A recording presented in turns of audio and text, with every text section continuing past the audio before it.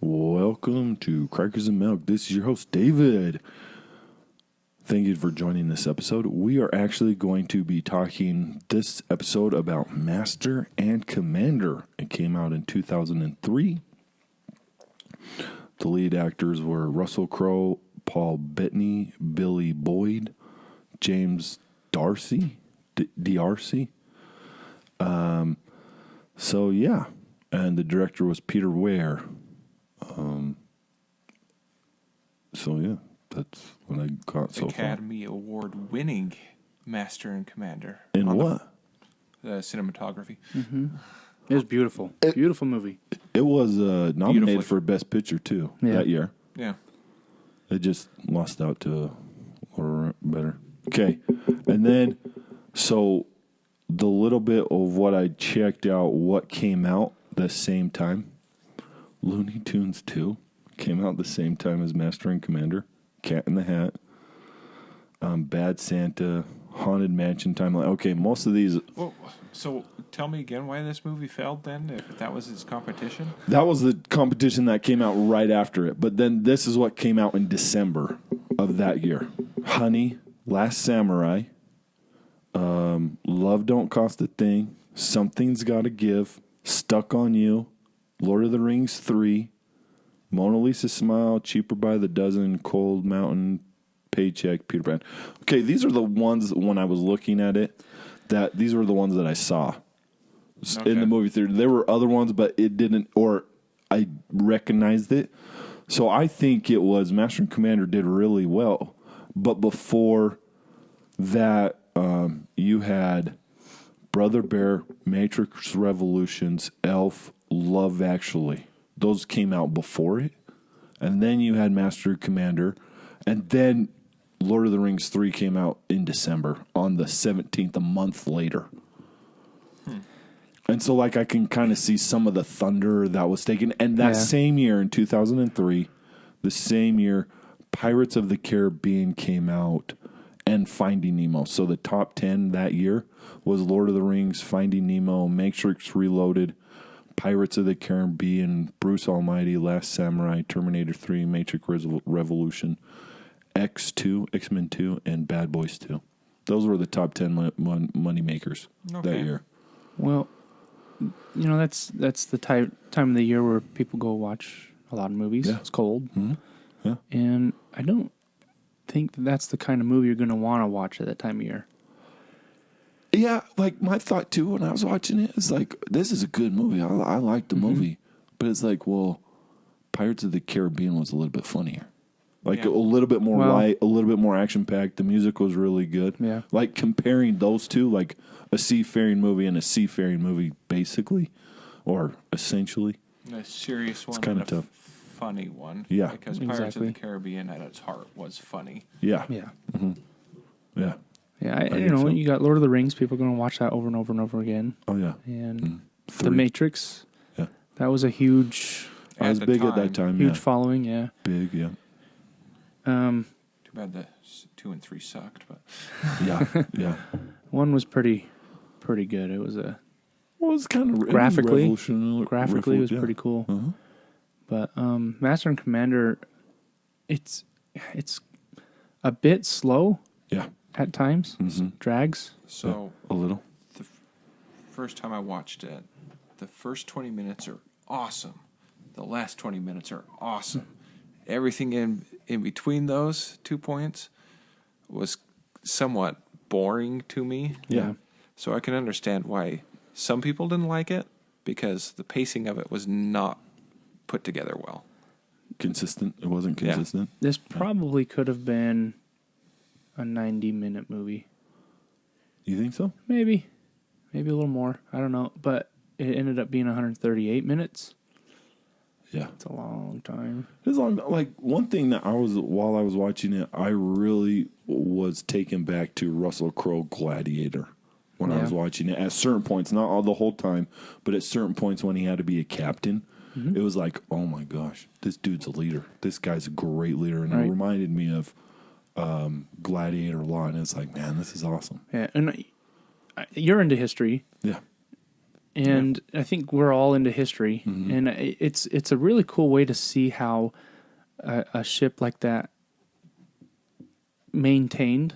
Oh and, yeah, dude, that and was I mean, it really went in depth of leadership order, and people getting promotions and stuff like that. And some of it was from somebody dying.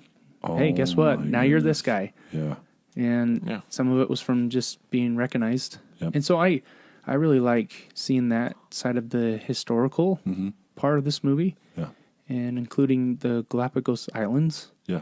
I thought that was pretty cool. Little fun fact about it is this is the first movie ever filmed on the Galapagos Islands. Yeah. They've stopped doing that, haven't they? I don't just to preserve. Well, I just don't think too many people want to film there. Yeah, I don't But think so either. it went along with the movie, so Well, and with the Galapagos, I actually, because with the naturalist of Paul Bettany, he was the surgeon or the doctor on the ship, and then he was also a naturalist. I was thinking, wait, okay, this is 1805, placed in 1805, and I had to like double check. Okay, when did Darwin publish his book? And it was a little bit later, and it is just like, oh, this is kind of interesting how that came out, or like why they did it, or them including it, because I thought, oh, Charles Darwin probably had it recorded or wrote his book before, but hadn't published it. Yeah, because the guy was so into the Galapagos Islands, like he was so into it, and it's like, and the captain knew. Yeah, and it that part was weird, but then I looked into the island, and it was discovered way early, and then people came over, like the ships would come and get the turtles so that they can have protein. Like I thought that was crazy. I was like, what? Yeah. Oh, yeah. Yeah, it was, and they even mentioned that in the movie. Right. They mentioned something about getting a turtle for protein. He's like, no, we got to go do something else, or just for a sec. It is a very good look at what life would have been like on one of those ships at the time. Yeah. I thought it was interesting how they repaired. Oh, yeah. Like, that was interesting. Like, oh, they're repairing after the first battle.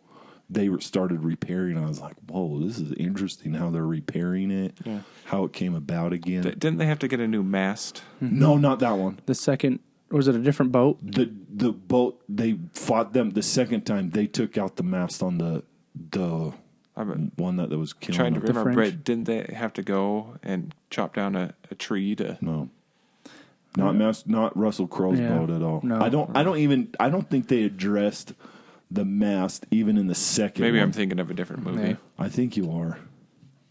Because I do know what you're talking about. I think there's another movie, yeah. I remember. And then that. My thought too was that Jonah principle, the whole Jonah principle in the movie, where you have the superstition of someone's bringing them bad luck, the whole ship's bringing them bad luck, so you have to throw somebody overboard. And the guy, like, they blame this one person. And did you know that he starts to believe it? Okay, that guy, he played Stan Shunpike on Harry Potter. Okay. But anyway, that's side note. And then, so he gets the bowling ball, he gets that decision, gets the cannon, and like he just like kills himself, jumps over the boat and just drowns. You're just like, what the heck? Oh yeah, I thought that was nuts. Well, I mean, you got enough to deal with on a ship, anyways. That's got to be such a hard life. I just went on a cruise in September. Yeah. First 2 days, I was so sick. I wasn't throwing up, but I did not, like, physically. I was so tired. There was one night I think I was in bed. Yeah. And I felt like I was drunk because I was so sick. I hadn't had anything to drink as far as alcohol or anything, but I felt like I was murmuring and stuttering, and then all of a sudden, boom, black, everything, and then I woke up the next day. So I can only imagine I'm sure they got used to it, but... Yeah. And you were on a much larger ship than what they would have been on. Yeah. So, I mean, life just being tough, having to ration at times, and then all of a sudden, you're the bad luck guy. Oh. And you're hearing it from everybody that you're the bad luck guy. Nobody wants to touch you. Nobody wants to talk to you. Yeah. Or being a 12-year-old boy and having your arm cut off, and then later leading grown men into battle against a French ship. Yeah. Yeah. Because he was an officer.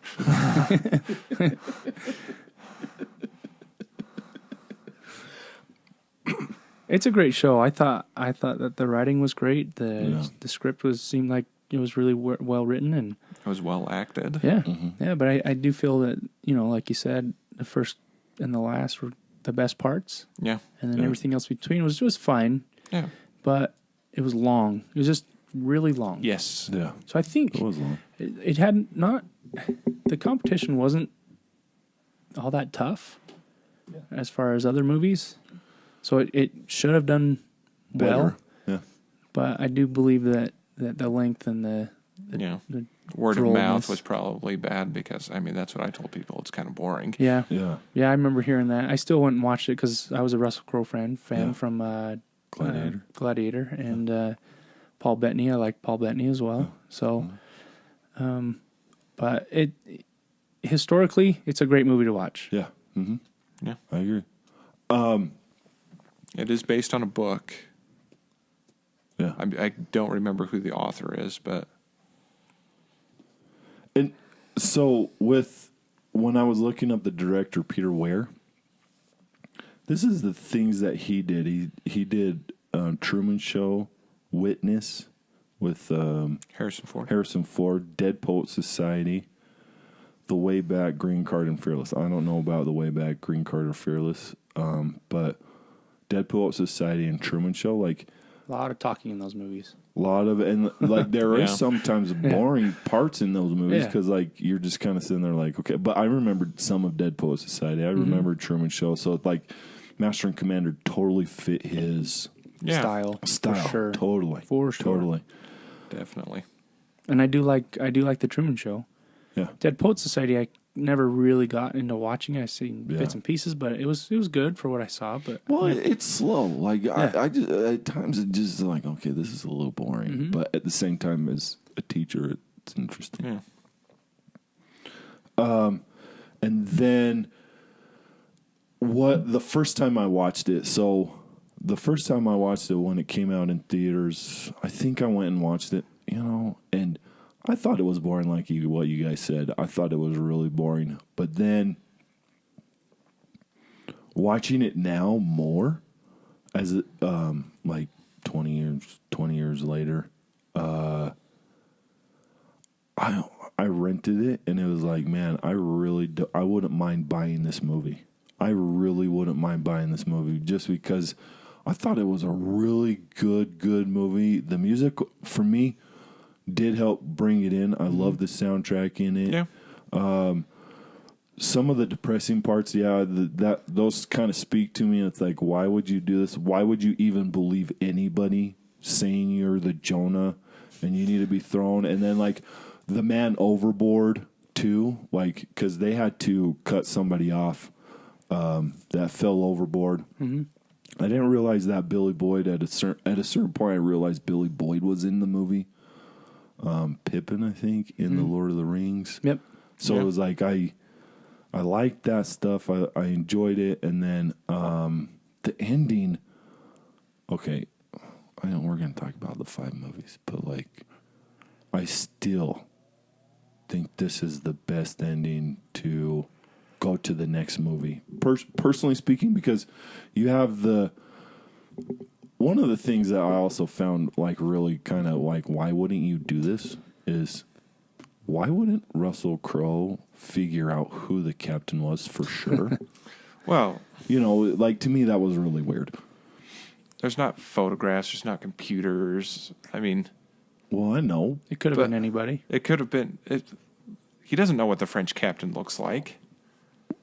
I understand that, but like, you have enough time, because it's not like the next day that they're leaving.